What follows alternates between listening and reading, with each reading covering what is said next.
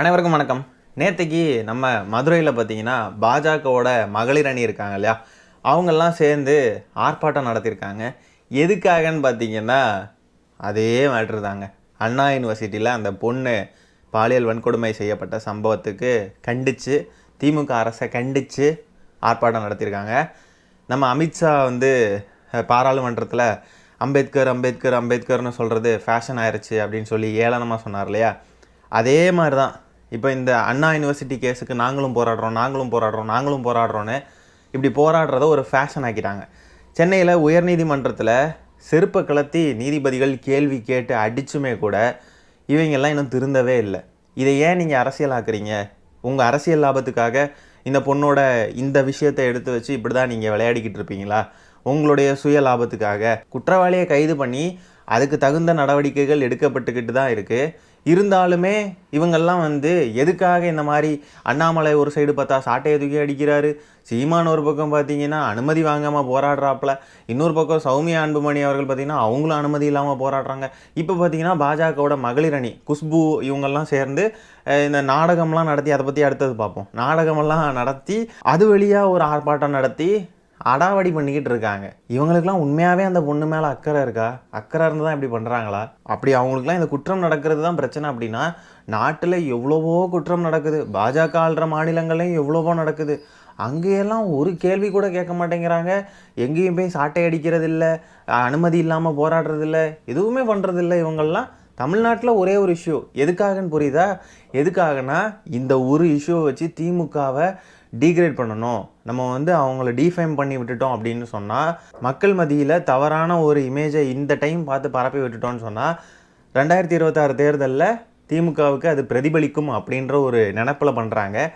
ஆனால் மக்கள் அனைவருக்கும் தெரியும் இவங்கெல்லாம் ஏன் போராடுறாங்க, இவங்கெல்லாம் எதுக்காக இந்த மாதிரி விளம்பரம் தேடிக்கிட்டு இருக்காங்க, திமுக என்ன செஞ்சுக்கிட்டு இருக்கு, இந்த விஷயத்தில் திமுக அப்படின்ற கட்சி என்ன பண்ணிச்சு, ஆட்சியில் இருக்கிறதுனால என்ன பண்ணிச்சு, என்ன நடவடிக்கைகள் எடுத்துகிட்டு இருக்காங்க அப்படின்றது எல்லாமே மக்களுக்கு தெரியும்.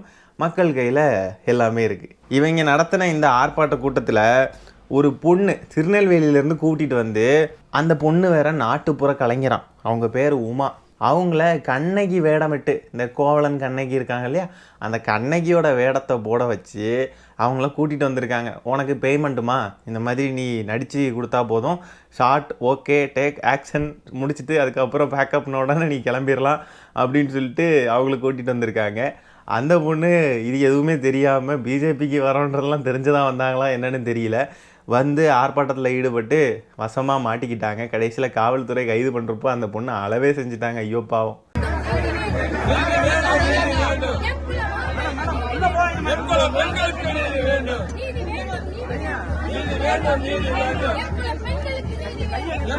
ஏமா பிஜேபி கூடலாம் சேர்ந்தா உருப்பட முடியுமாமா?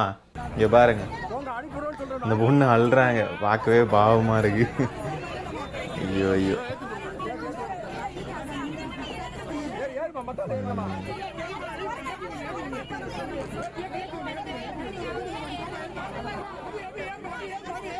ஒரு பொண்ணுக்கு நடந்த ஒரு கொடுமையை வச்சு கேடுகெட்ட அரசியல் பண்ணிக்கிட்டு இருக்காங்க இந்த எதிர்கட்சிகள் எல்லாருமே. இதில் வேற நம்ம குஷ்பு அக்கா என்ன பேசியிருக்காங்கன்னு பார்த்தீங்கன்னா, இது ஒன்றும் திமுக அரசு கூட்டுற மாதிரி பிரியாணிக்காக கூடின கூட்டம் இல்லை, இது கொள்கைக்காக கூடின கூட்டம், நீதிக்காக கூடின கூட்டம் அப்படின்னு பார்த்தா இவங்களே நாடகம் போட்டு ஒரு நாட்டுப்புற கலைஞர் ஒரு பொண்ணை கூட்டிகிட்டு வந்திருக்காங்க. காசு கொடுத்து தானே அந்த பொண்ணை கூப்பிட்டுருப்பீங்க, அப்போ அதெல்லாம் என்னது?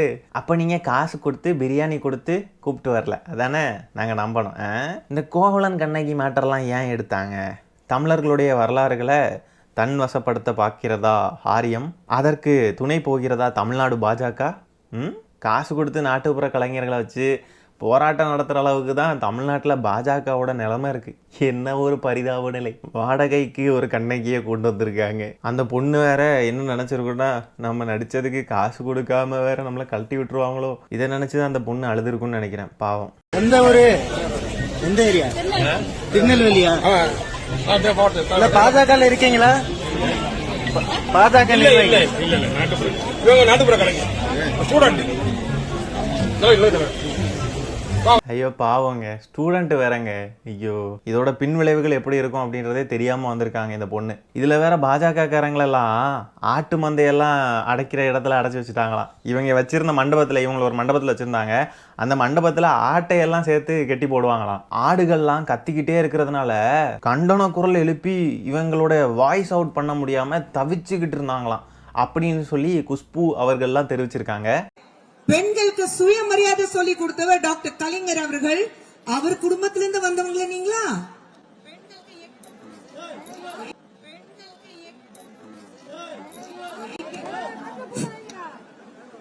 பாத்தீங்களா, உண்மையை சொன்னா பாஜகவுக்கு பிடிக்காது. குஷ்பு மேடம், நீங்க ஏன் மேடம் அந்த கூட்டத்துல போயிட்டு இதையெல்லாம் பேசிக்கிட்டு இருக்கீங்க? நீங்க உண்மையாவே பாஜகல தான் இருக்கீங்களா? யார் பெண்களுக்கு எதிராக ஒரு பாலியல் தொல்லை பண்றாங்களோ அவங்களுக்கு பாஜக கவர்மெண்ட் எப்படி சப்போர்ட் பண்ணி ப்ரமோஷன் எல்லாம் கொடுத்துட்டு இருக்காங்க. உங்களுக்கு எல்லாருக்கும் தெரியும், காஷ்மீர்ல நடந்த ஆசிஃபா ரேப் கேஸ். ஒரு 10 வயது குழந்தை எப்படி ரொம்ப கொடுமையாக பலாத்காரம் நடந்தது. அது யார் அந்த அக்யூஸ்டுக்கு, அந்த அக்யூஸ்ட் எந்த தப்பும் பண்ணல, அந்த அக்யூஸ்டுக்காக யார் ஆஜரானாங்களோ அவங்கள அடிஷனல் அட்வொகேட் ஜெனரலாக ப்ரமோட் பண்ணியிருக்கிறாங்க பாஜக. என்னம்மா நீங்க பாஜகல இருந்துட்டு இப்படி உண்மையை சொல்றீங்க? நீங்க உண்மையாவே பாஜகல தான் இருக்கீங்களா? டவுட்டா இருக்கு. ஆனா செம தைரியங்க, செம்ம தைரியம். சரி மக்களே, இந்த வீடியோ நான் இதோட எண்ட் பண்ணிக்கிறேன். இந்த வீடியோவில் நம்ம பேசியிருக்கிற விஷயங்களை பற்றி உங்களுடைய கருத்துக்கள் என்னன்றதை கமெண்ட்டில் பதிவு பண்ணுங்கள். வீடியோ பிடிச்சிருந்தா ஒரு லைக்கை தட்டி விட்டு 4 பேருக்கு ஷேர் பண்ணிவிடுங்க. முக்கியமாக இந்த சேனலை சப்ஸ்கிரைப் பண்ணி வச்சுக்கோங்க. மீண்டும் இன்னொரு காணொலியில் சீக்கிரமாக உங்களை சந்திக்கிறேன். அது வரைக்கும் டாடா பாய், டேக் கேர்.